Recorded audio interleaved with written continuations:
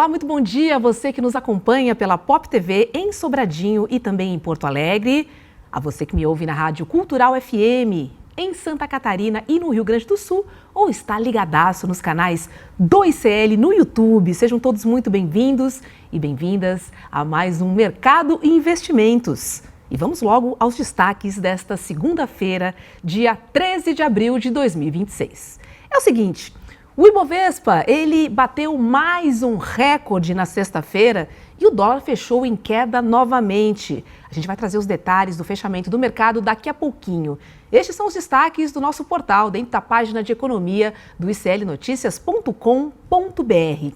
Outro assunto que a gente vai trazer já já é que a negociação entre o Irã e Estados Unidos, você sabe que ela foi por água abaixo. E o Donald Trump anunciou que agora é a Marinha estadunidense que vai controlar o Estreito de Hormuz. Bom, gente, todos sabemos que essa guerra entre Estados Unidos, Irã e também Israel fez o preço do petróleo disparar lá fora. E os combustíveis subiram quase em todo o mundo. Só que aqui no Brasil, a alta foi bem menor do que na maioria dos países. E a gente vai explicar isso para você daqui a pouquinho com a professora e economista Carla Beni. Vamos falar hoje também sobre a inflação, né? Porque ela veio um pouquinho mais forte no mês de março. Gasolina, alimentos e passagens aéreas foram os vilões do mês. E a gente vai trazer os detalhes daqui a pouquinho, tá? Hoje também teve o relatório Focus e o mercado financeiro voltou a piorar as expectativas para a inflação no Brasil. Vamos ver os números também logo mais aqui no Mercado em Investimentos. Vamos, antes disso, dar uma passadinha na nossa tradicional agenda do dia. Vamos lá, porque a agenda da semana ela começa vazia, com poucos eventos e também poucas divulgações. Olha só, na Alemanha às 7 da manhã, a Bundesbank divulga o relatório mensal. No Brasil, às 8h25, saiu o Boletim Focus, como eu disse agora, publicado pelo Banco Central. Às 11 horas, agora há pouquinho, foram divulgadas nos Estados Unidos a venda de moradias usadas do mês de março. Às 3 da tarde, aqui no Brasil, o MDIC divulga a balança comercial semanal. No decorrer do dia, na Áustria, a OPEP divulga o relatório mensal. E nos Estados Unidos, acontecem as reuniões de primavera do FMI, que é o Fundo Monetário Internacional, e também do Banco Mundial. Essa é a agenda do dia, um pouquinho tímida, mas durante a semana a gente sabe que ela aparece com mais informações e mais divulgações de relatórios. Então, vamos passar agora para o nosso fechamento do mercado, tá? Porque, como eu já adiantei, a Bolsa bateu mais um recorde e encerrou a sexta com uma forte alta. O dólar recuou ainda mais. E além da divulgação de alguns índices econômicos no Brasil e no exterior, a possibilidade de negociação entre Irã e Estados Unidos no fim de semana também impactou os mercados, gente. Vamos ver como encerrou o pregão na sexta-feira. Bota na tela aí, por favor, Léo. Aí, ó, já está aqui, ó. O Ibovespa, então, fechou positivo em 1,12% aos 197.324 pontos. O dólar encerrou em queda, de 1,02%, cotado a R$ 5,01.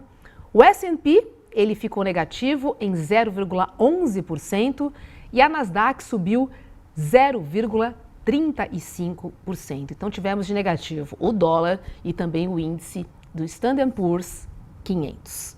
Agora eu vou chamar a professora e economista Carla Beni para nos ajudar a entender todos esses assuntos que eu trouxe no destaque do programa desta segunda-feira.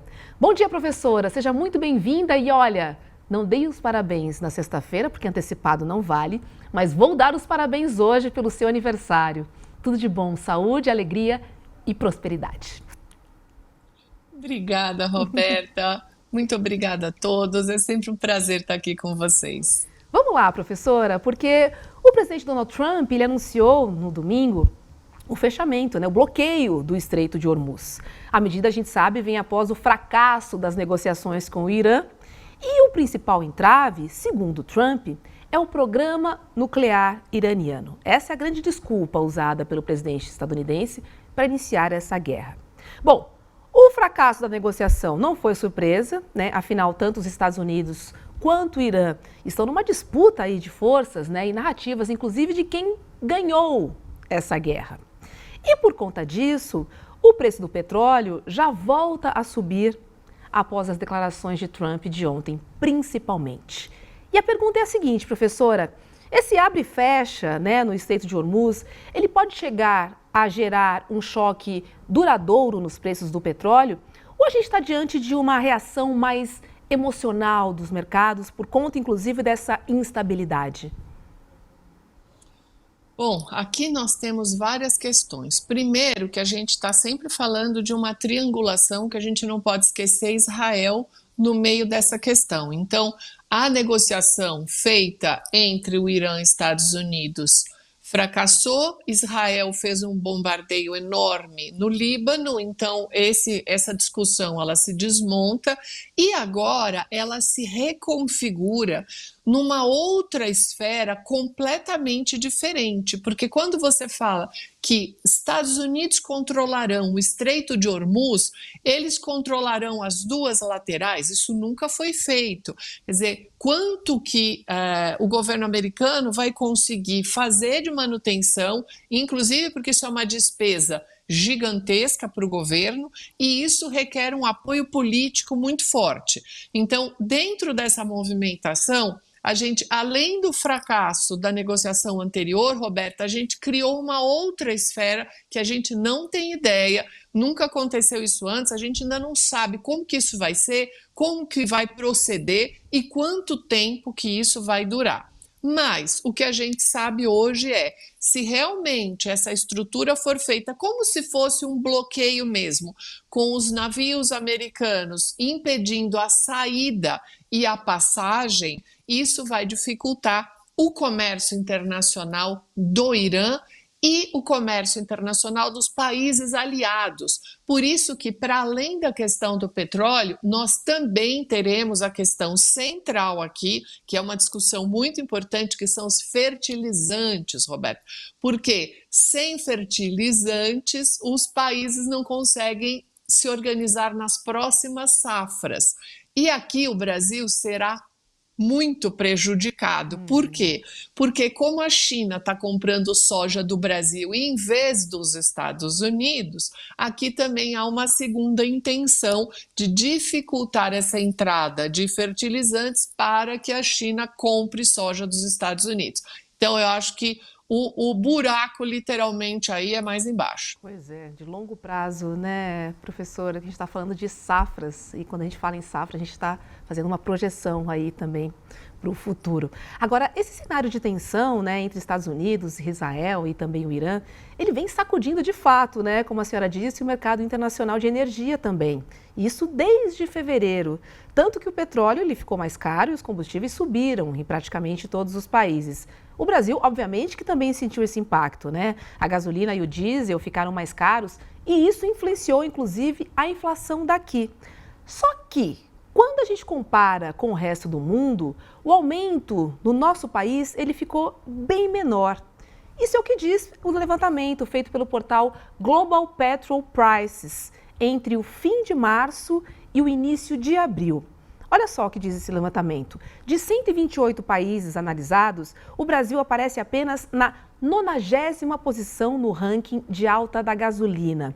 Ou seja, 89 países tiveram um aumento maior do que o nosso, aqui no Brasil. Enquanto os países mais afetados viram a gasolina subir em média 23%, o Brasil registrou uma alta de 7,6%. Bem inferior, né? No diesel a diferença é ainda maior. A média global chegou a 50% contra 23,5% por aqui. Professora, os dados mostram então, né, que o Brasil ficou em 90º lugar no ranking da alta da gasolina. E eu te pergunto, o que ajudou a amortecer o preço dos combustíveis aqui no Brasil? Primeiro que nós somos exportadores de energia, né? O Brasil exporta petróleo. E a nossa parte de importação, ela está relacionada ao diesel e ela é pequena se a gente comparar com vários outros países. Ela é em torno de 25% a 28% que a gente precisa importar para aquilo que a gente consome de diesel. Então, nós temos também uma outra coisa muito importante, que é adicionar o biodiesel no diesel. Então, esse é mais um componente. Por isso, Roberta, que é tão importante que a gente continue com as nossas pesquisas e desenvolvimento na área de biodiesel, para que a gente possa diminuir mais ainda a nossa dependência e também, seriamente, repensar o planejamento estratégico da própria Petrobras para ampliar o refino e a produção de diesel no Brasil. Então, esse é um resultado importante e eu sempre vou colocar um pontinho aqui para mencionar que esses preços no Brasil subiram antes da alteração da Petrobras. Então, uma parte dessa subida, desses 7%, que foi bem menor do que o resto do mundo, ainda se atribui ao fato dos donos dos postos resolverem subir isso antes de qualquer manifestação da Petrobras. É isso, uma boa oportunidade para a gente olhar novamente, né, com mais carinho o refino, né, e também pensar na energia sustentável, né, em novas formas mais sustentáveis, e eu estou falando, obviamente, aqui da energia limpa. Agora, considerando que países como os Estados Unidos registraram essa alta aí de 35% na gasolina e quase 50% no diesel, e que as economias asiáticas também foram muito impactadas, será que a gente pode pensar que isso pode desencadear um ciclo de inflação generalizada no mundo ao longo de 2026, Carla? Bom, tudo vai depender da manutenção disso, mas esses aumentos o combustível tem um peso muito grande na cesta de produtos quando você pensa na metodologia de cálculo inflacionária. Então, sim, isso daí pode impactar, mas separado, cada país com a sua reação, né? Alguns países na Ásia estão fechando escola mais cedo, voltando para trabalho remoto, tem racionamento de combustível. Eu acho que o mundo, depois disso, os países individualmente, eles vão precisar repensar as suas estratégias energéticas, mas sim, a gente pode ter essa captação de preços como a gente já está tendo aqui no IPCA e outros países com mais intensidade nos preços inflacionários. Você acha que de alguma forma o Brasil estaria protegido ou também seria arrastado por essa onda de inflação, dado que o aumento aqui ainda foi menor que em outros países do mundo? Bom, ele vai ser arrastado porque essa é uma condição internacional, mas ele pode, mesmo sendo arrastado, ter um impacto menor. E é isso que a gente espera, porque quando a gente pega a variação dos combustíveis, eles estão subindo, mas numa escala menor. Então a gente espera que a gente não chegue a ter nenhum problema de racionamento e tudo, porque também tem um outro efeito colateral, né? A gente analisa muito o índice, o resultado da inflação, do IPCA e tudo, mas ter racionamento no país é muito pior do que qualquer outra coisa, né? É verdade. Já passamos por isso, né, no passado e não gostaríamos que isso se repetisse, com certeza. Professora, vamos mudar de tema, mas não tanto assim, né? Porque o IBGE divulgou a inflação de março, que ficou em 0,88%. Transportes e alimentação juntos responderam por 76% de todo o índice no mês. Vamos dar uma olhadinha aqui na tela, os números, para a gente entender melhor. Ó, a gente vai ver aqui que em março deste ano, o IPCA ficou em 0,88%. O resultado de fevereiro de 2026, ele tinha sido de 0,70%. E em março do ano passado, a gente está vendo aí na tela, de 0,56%. No ano, ou seja, de janeiro até agora, a inflação ficou em 1,92% e 4,14% em 12 meses. São os números que a gente traz aqui na nossa tabela. Agora vamos dar uma olhada como ficou o índice por grupos. Bota na tela, Léo, por favor. A gente vai ver aí que o item de alimentação ficou em 1,56%, com destaque, que não está aí no quadro, mas eu tenho aqui para trazer para você, para o tomate, que subiu 20,31%. Ai, o meu macarrão ao sugo. E a cebola, que subiu 17,25%. Já os transportes, em geral, tiveram alta de 1,64%. Mas tem dois detalhes nesse item que são importantes. Os combustíveis ficaram 4,47% mais caros e as passagens aéreas subiram 6,08%. E aí, professora, a gente vê na nossa tabela que transporte e alimentação responderam por 76% da inflação de março. Nos transportes, a gente tem a questão do petróleo, que a gente já falou e trata com muita frequência aqui no nosso programa. Mas o que explica, tirando o petróleo, professora, essa alta nos alimentos especificamente? Bom, a questão dos alimentos, a gente tem que lembrar o seguinte: nós temos alimentos muito delicados, são os perecíveis, que é fruta, verdura e legume. E aqui você tem uma alteração maior, e isso acaba acontecendo em alguns períodos do ano. Há um tempo atrás era a abobrinha. A abobrinha tinha subido o preço, um valor enorme. Agora é o tomate, só que o tomate tem um impacto maior na alimentação do que a abobrinha, porque você vai querer fazer o macarrão ao sugo, não ao macarrão zucchini, que seria com a abobrinha. Então, essa é uma condição importante, ou seja, cada alimento ele tem um peso diferente na cultura do país. Então, aqui a gente também vai ter que esperar algumas outras alterações, Roberta, que a gente provavelmente vai falar isso no futuro, porque esse ano é o ano do El Niño, e El Niño é um ano que você traz muitas secas, então isso ainda vai ocorrer. Então, esses alimentos são os mais sensíveis. E lembrando sempre que a gente tinha comentado aqui no IPCA 15 que o diesel já estava começando a mostrar a cara. Combustível como gasolina e álcool não, mas agora sim, no mês fechado, você já captou toda a variação. Então, a conferir aí para o próximo mês o que vai acontecer com a parte de combustíveis também. E esses alimentos mais sensíveis, eles acabam impactando mais. Agora, Carla, existe uma desconfiança popular em relação ao IPCA, né? Porque as pessoas dizem, e eu me incluo nesse grupo, tá? Que a inflação oficial, ela não reflete o que a gente sente no supermercado. Assim, tá muito caro ir ao supermercado, tá muito caro fazer compras, né? E todo mundo já ouviu alguém dizer isso, né? A minha compra no supermercado não subiu só isso, ou seja, não subiu só o que a inflação está apontando. O arroz está muito mais caro, a gente falou agora do tomate, também da cebola, a carne também disparou, não está barato, tá todo mundo optando pelo frango, pelo ovo. E eu te pergunto, por que a inflação que o IBGE mede parece ser distante, completamente diferente do que a gente gasta no supermercado, na feira, enfim, na hora de comprar os alimentos para nossa casa?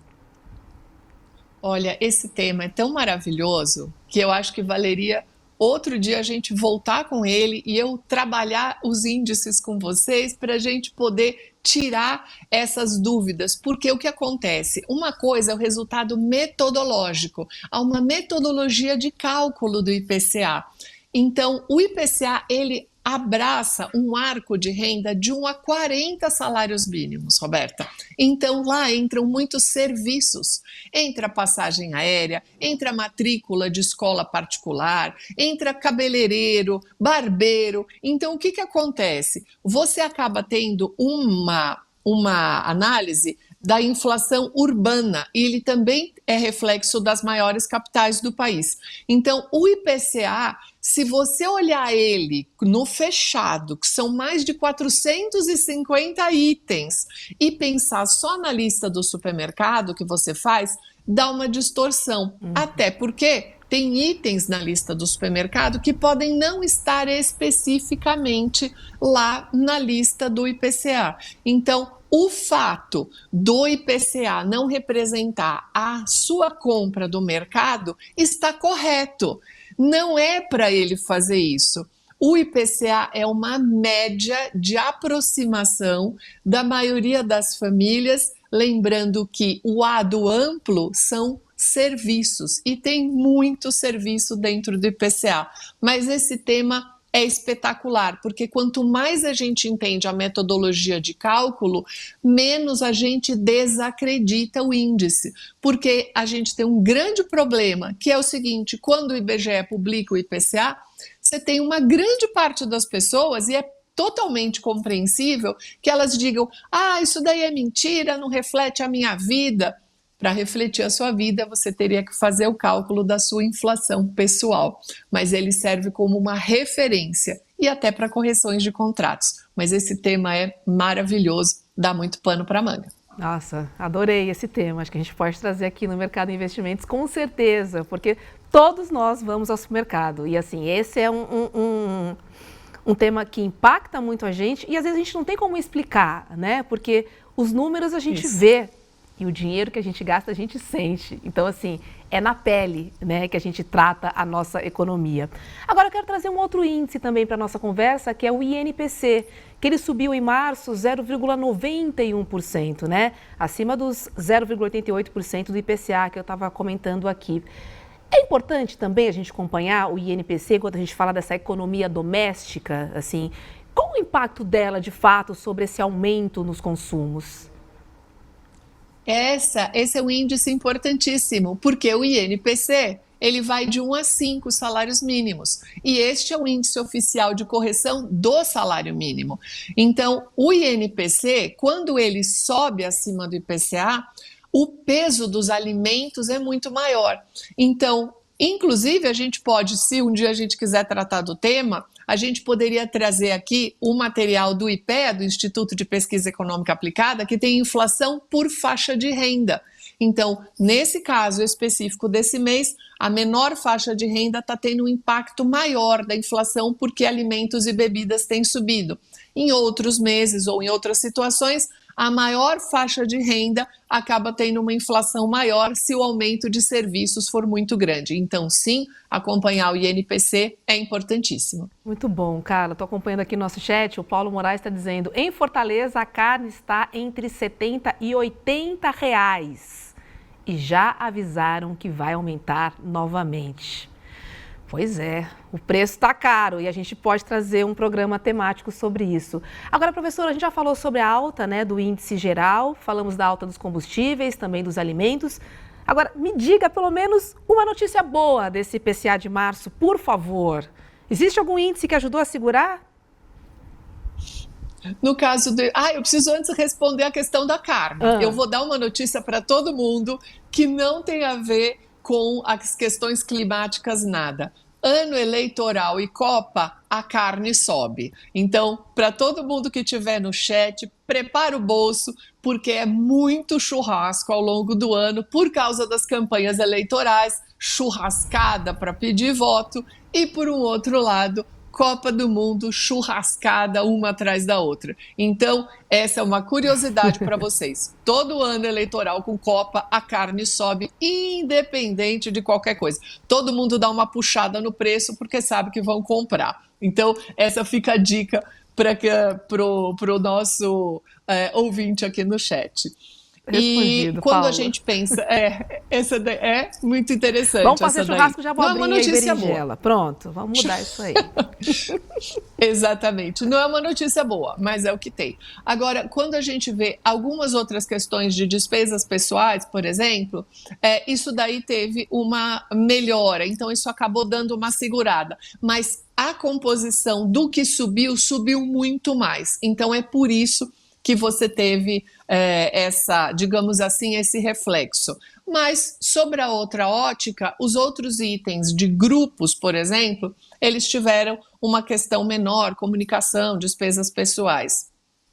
Pois é, olha, Renato aqui é tão difícil que a professora explicou que até a apresentadora não entendeu. Olha só, Renato, a gente está falando aqui, assim, não é tão difícil de entender.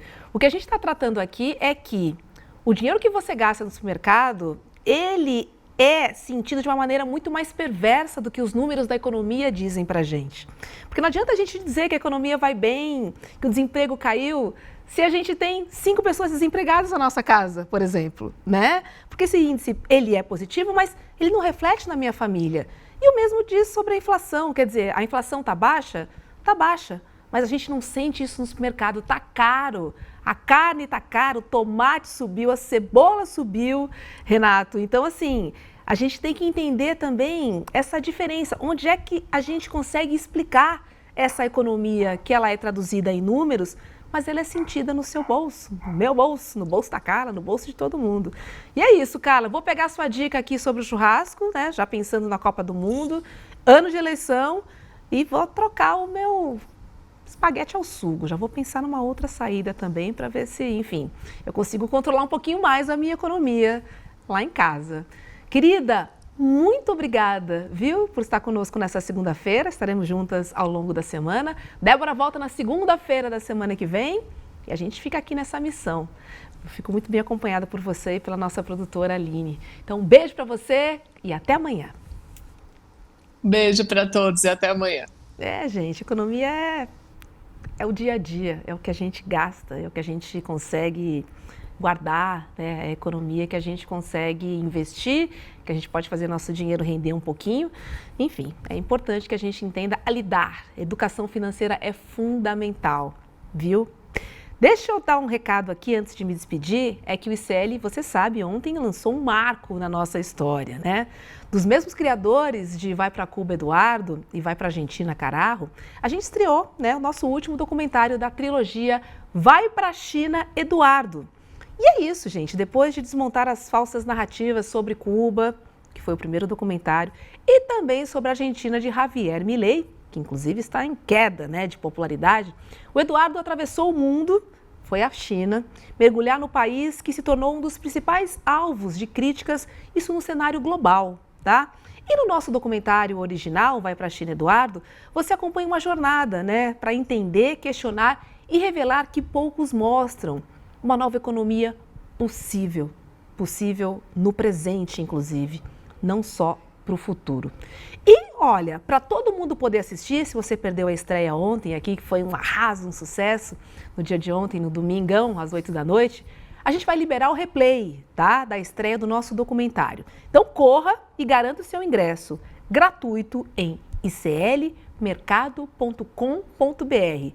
Replay liberado por tempo indeterminado. Então, se eu fosse você, correria e compartilharia esse link com todo mundo. Vale muito a pena, o documentário está muito legal e é muito bacana. Eu adorei conhecer um pouco mais sobre a China. Com quem vai? Diretamente na fonte, né? Esse é um roteiro do Edu Moreira, com direção da Juliana Baroni. Vale muito a pena e olha, ontem uma amiga minha, bolsominion, falou que assistiu o documentário. Então, isso é muito importante. Furamos a bolha. Daqui a pouquinho, encerrando aqui o Mercado de Investimentos, tem ICL, Rolê ICL, na verdade, né? Não é ICL Rolê não, Roberta. William, não briga comigo. Com o Guga Noblar e o William De Luca. Certo? Então, fechando a grade de hoje, você fica com o Rolê ICL da nossa programação e eu volto amanhã no ICL Mercado e Investimentos. Uma ótima segunda-feira para você e até amanhã. Tchau, tchau. Oi, gente! Toda terça-feira às 19 horas tem o Precisamos Conversar inédito, mas isso você já sabe. Mas se você perdeu o programa ao vivo, você pode assistir da seguinte maneira, é bem fácil. Você entra lá no YouTube, em ICL, Instituto Conhecimento Liberta, vai ter uma aba, que é a aba Playlists.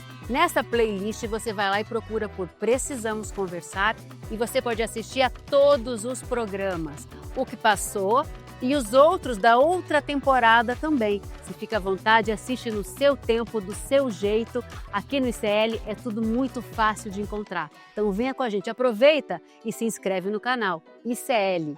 Estamos revolucionando o mundo, meu amor!